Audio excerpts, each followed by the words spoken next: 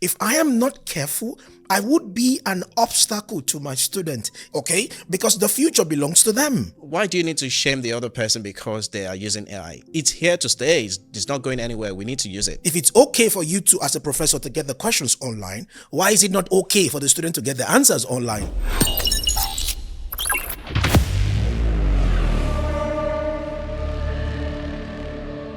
Every week, millions of researchers and educators open up ChatGPT, Bard, or Cloud. But here is the twist. Most believe AI could transform their work, yet very few of them actually using it. Why the gap? And what does that mean for the future of research? Welcome to Dare to Disrupt, the podcast where we unpack biggest shift in education, technology, and AI, one conversation at a time.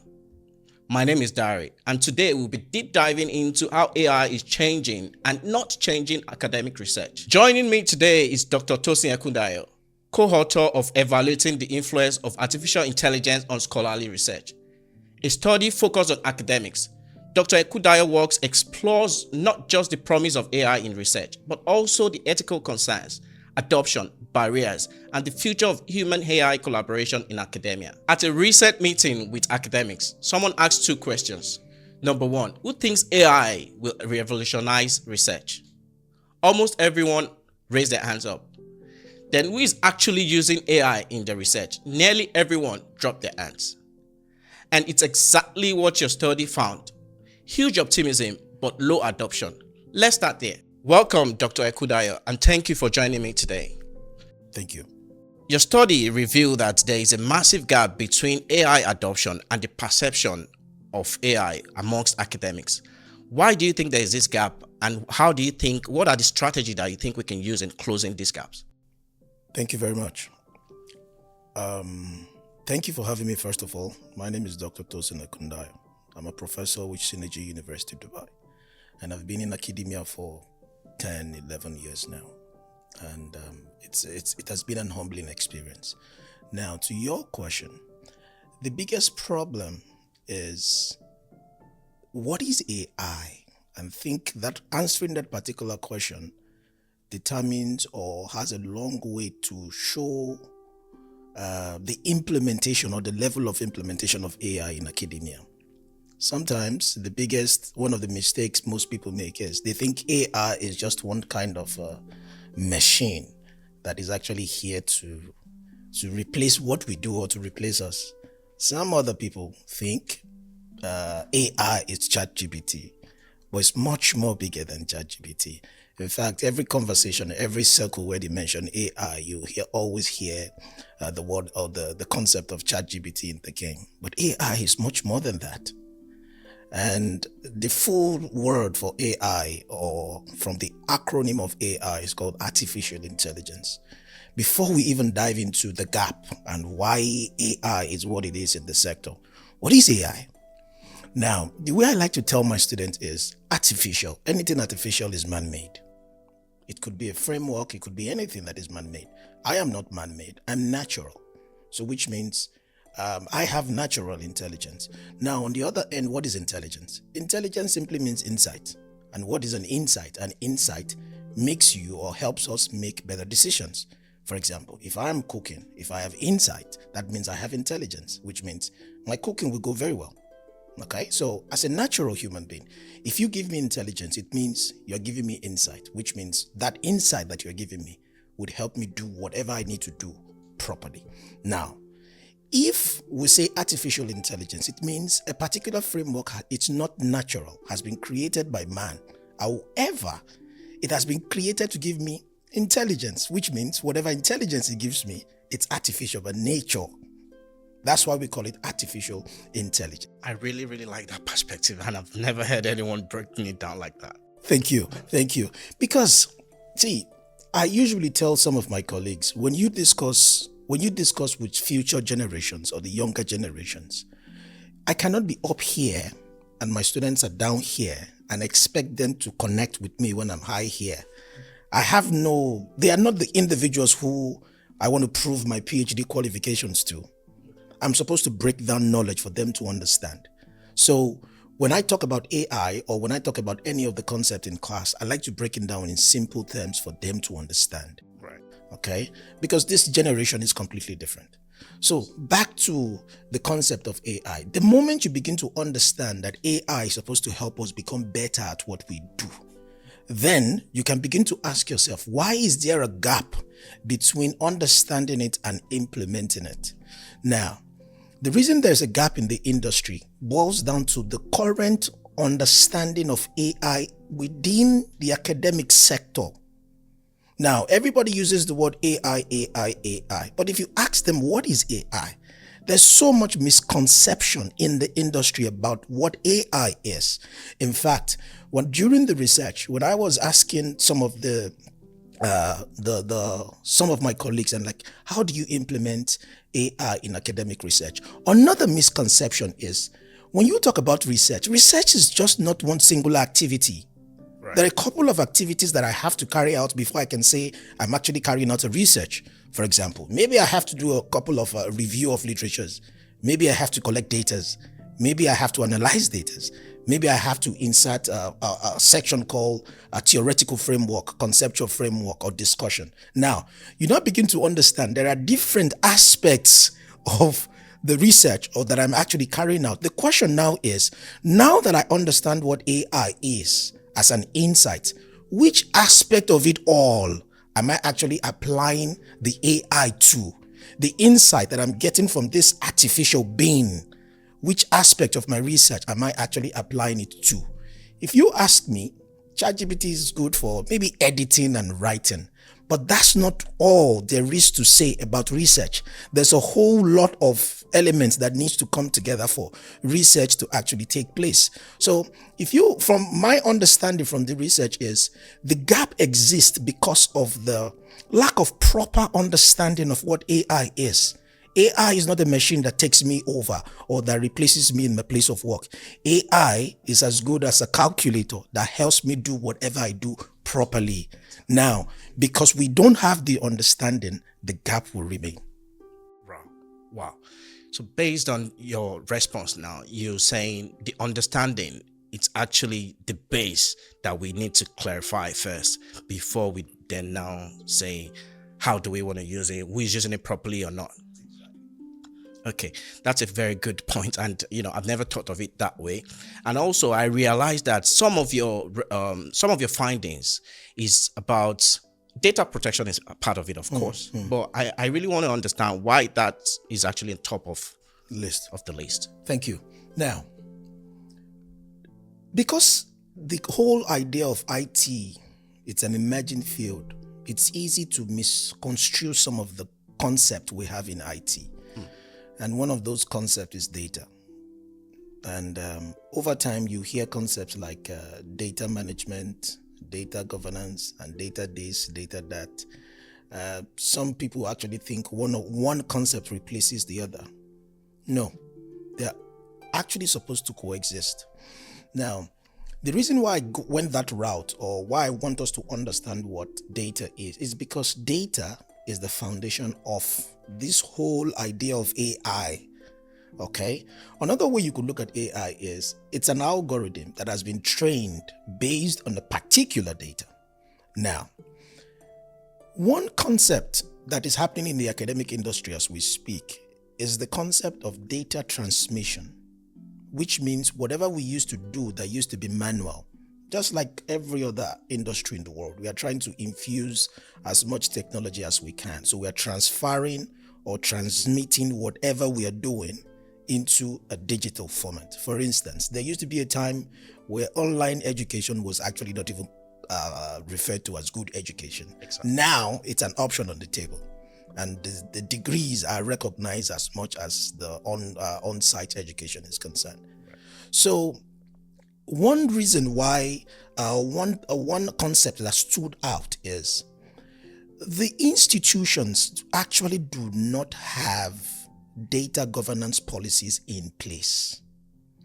Now, what actually happens is maybe out of artificial enthusiasm, people tend to skip the other aspect of data management and just move to security. Data security is important. Now, One of the reasons why that particular aspect is very popular is because it's one of those things that is commonly being talked about. And it boils down from the concept of being hacked. I don't want to be hacked when somebody comes in and takes your data without you giving them authorization. Okay, which is fine. However, that's not where it ends. Okay, so this particular scenario gives recognition to data security, which it's fine. But there is more. Okay, there is more to that. For you to even talk about data security, there's something called data management. You have to look at that.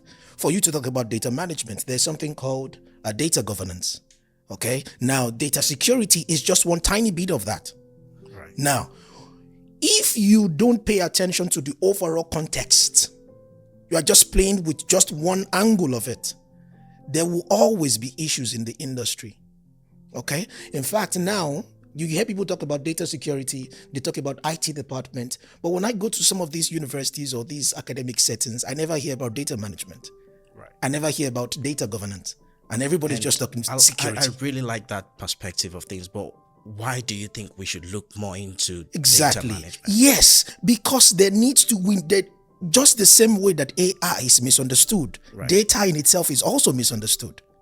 I mean, that's very interesting because I read one of the recent article that was released by BBC, by the way, has mentioned that some of the AI that is being out there do not even understand some accents, for example, even in the UK, like Brumming accents and Scouse accents, for example, because they are being trained by the Western English and Exactly. all of that. And if your data is not on the tool, then there's no way you'll be able to use it. I agree. Effectively.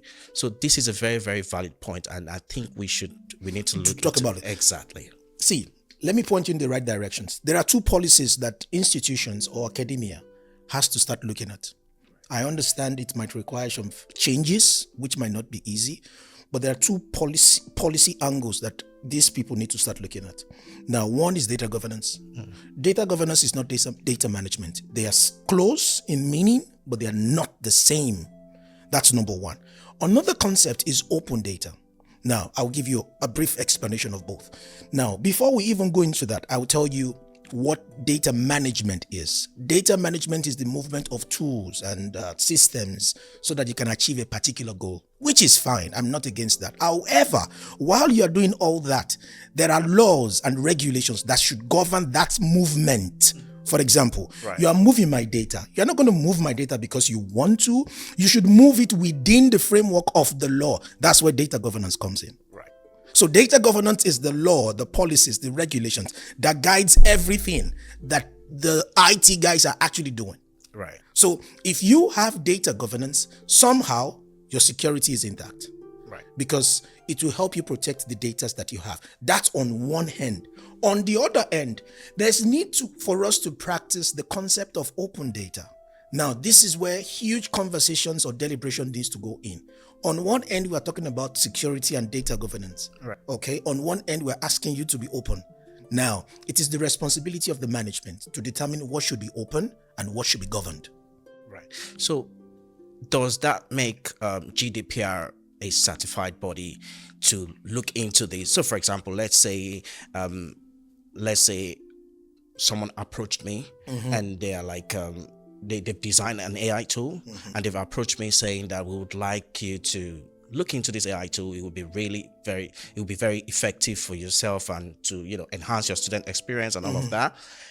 Do you think, if I ask the right question in terms of how would you suggest that I approach data questions when it comes to, challenging those kind of tools, because there are so many of those tools out there, and that we need to be sure where our data is sitting, and we need to be sure, we need to know what's happening with the data. How are they being used? How are they being used to train those, the machines? The machines, exactly. Thank you. Now you're talking about data governance. Now, if you have a data governance policy in place, it should monitor the movement. Who has access? Who takes what is training what? That's number one. Okay. What should be confidential?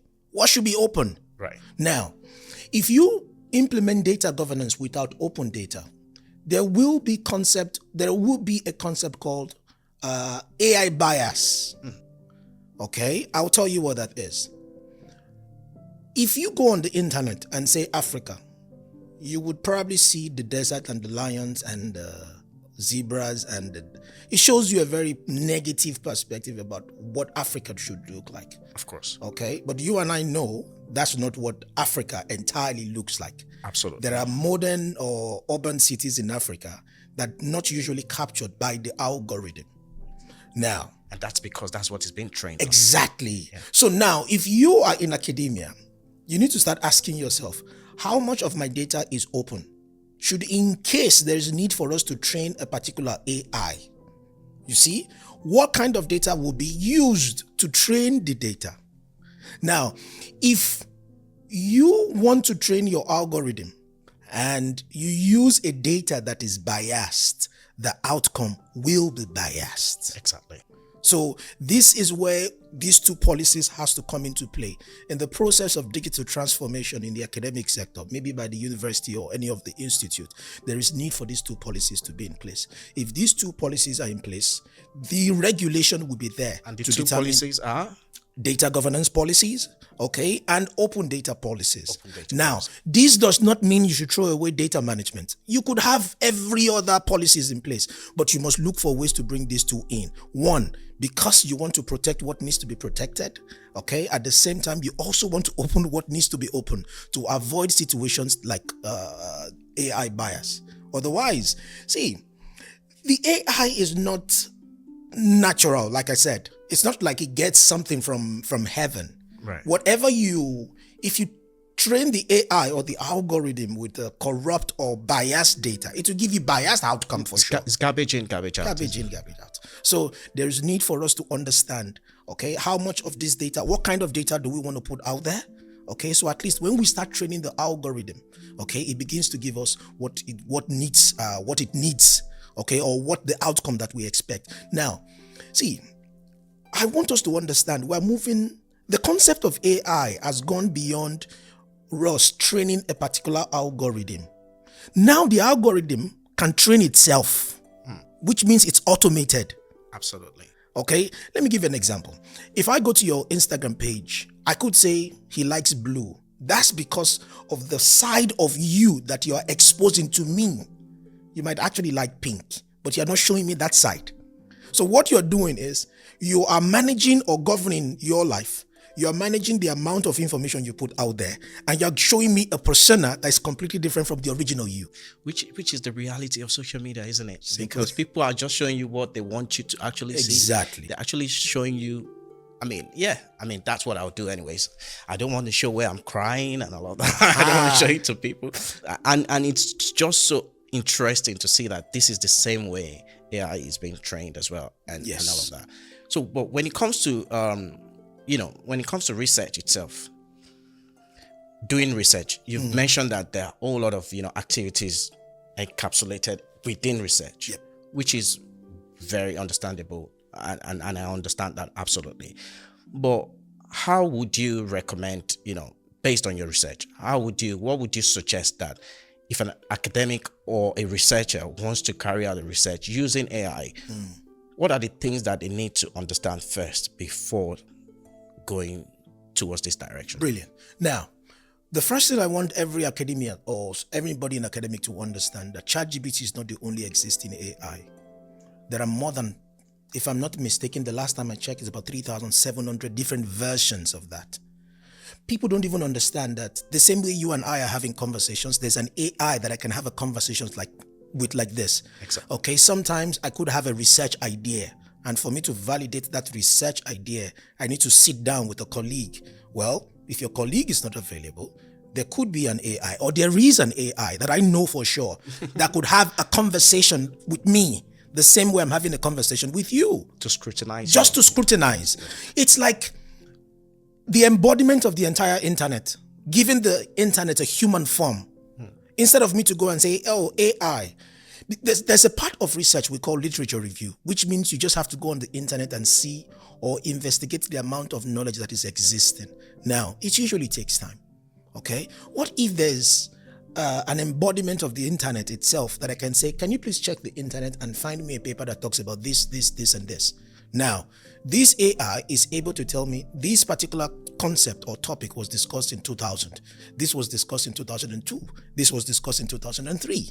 Then I could possibly say, could you give me a summary of all these papers? You see how it is. Now, it's not writing the paper, but it's making my job as a researcher very easy. Do you know how long it would have taken me to look for each of these papers, read these papers, trying to integrate the arguments in this paper together? So are you encouraging the use of AI in Yes, research? I am encouraging the use of AI. I like that. I like the bold statement. Yes. Because this is what people need to understand, that there's no reason to be shy about using it, or like one of my, someone used to say that no AI shaming.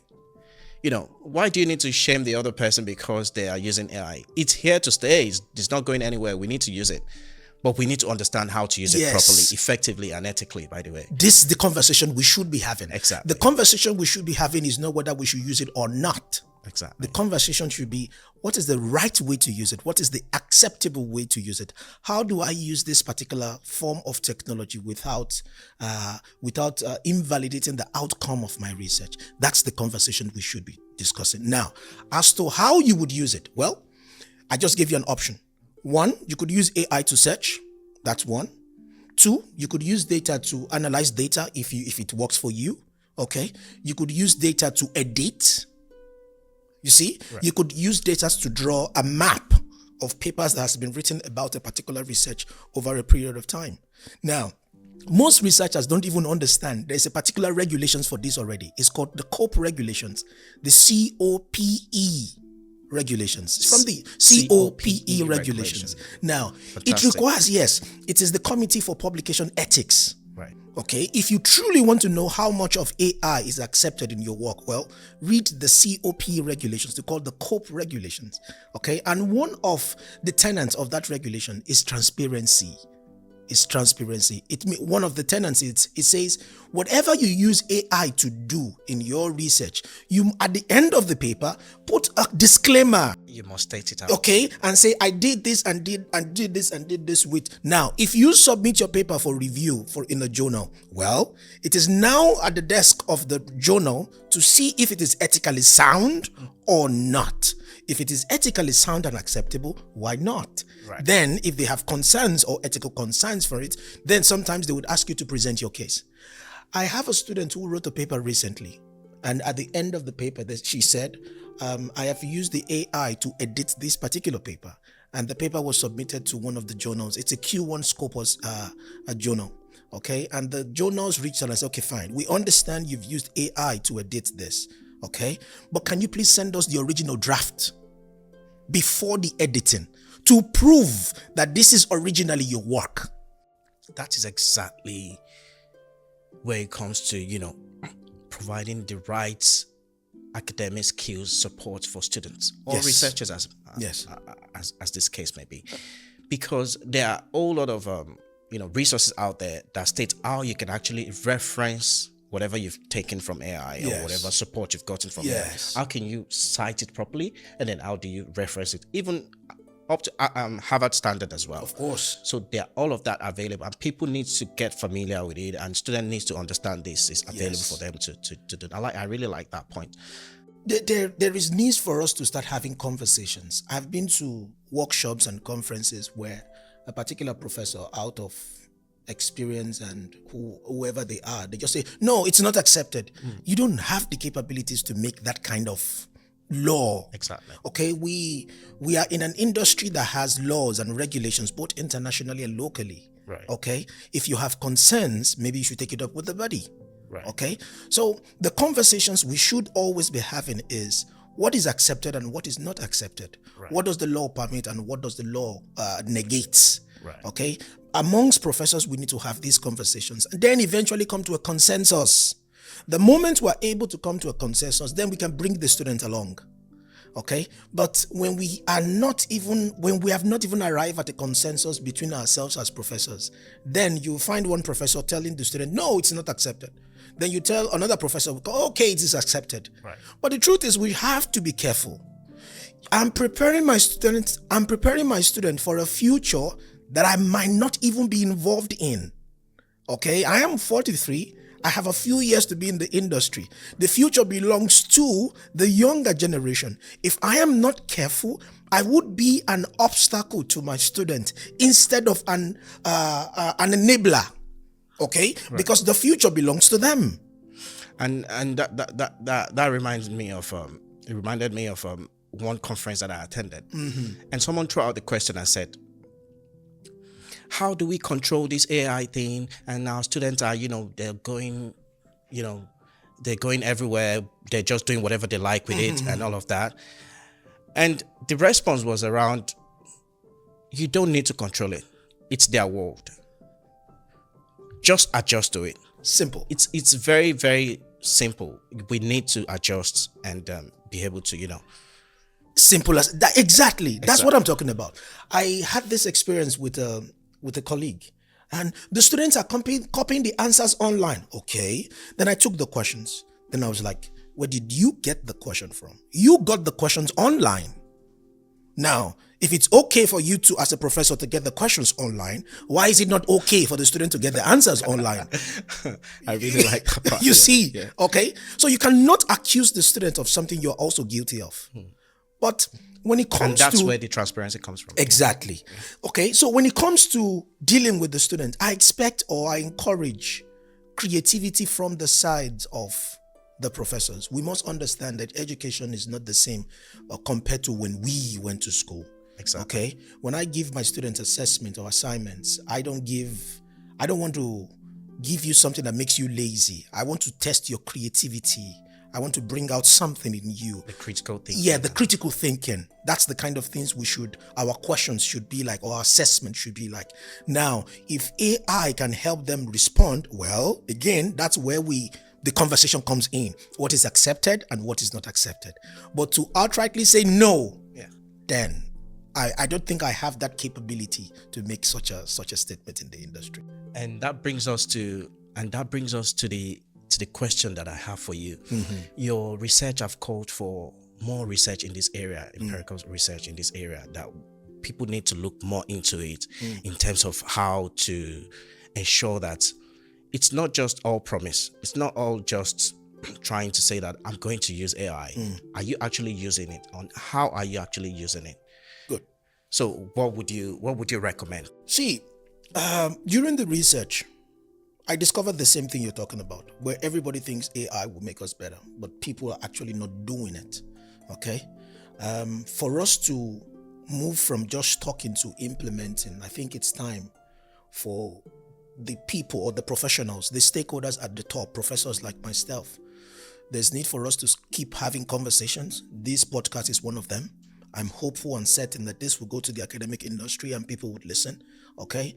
Sometimes you don't even have to agree with me. You have a different perspective. That's equally okay. Exactly. And we'll debate it back and forth and come to a conclusion. True. You see? So these are the kinds of conversations. We need to keep the conversation. Yes. But when we are not talking about it at all, then we're not going anywhere. Okay? So there's need for conversations and engagement in the industry. That's number one. There's need for policies to be in place to guide the use of AI in academic research. Okay? There's need for us to understand the same way you have a variation of activities in research, there are variations of AI out there. Then which one should you use for literature review? How does it actually help you? So it is important to know when to use what? AI, exactly. Let me give you an example. A student of mine was saying, I don't trust ChatGPT to help me get some papers for my literature review. You are using the wrong AI. There's an AI called Research Rabbit. Right. There's another one called Cite that could actually, it doesn't even give you the paper. Give the AI just one paper. It draws a map. Okay, this paper was actually written. What was written from this paper and what was written from that paper. So at least connect it. And connect. So you are able to see the map. Oh, from 1980, they said this and this and this. So doing, you will see where the conversation has been going. Now, you want to go against or you want to support? Completely up to you. Because now it is clear.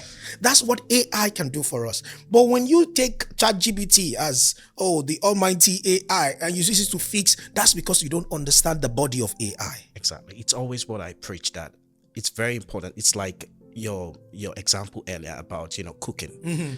And it's important to know what ingredient needs to go in at what time. Exactly. And what you need to use at what time. So it is very, very fantastic. And thank you very much for this really, really insightful discussion. And we really appreciate it that you're here with us. I'm really, really honored to have you on this podcast. Thank you. And our last question is, and this is what we normally do for every podcast, is if you could leave one question for the next guest, what would that be?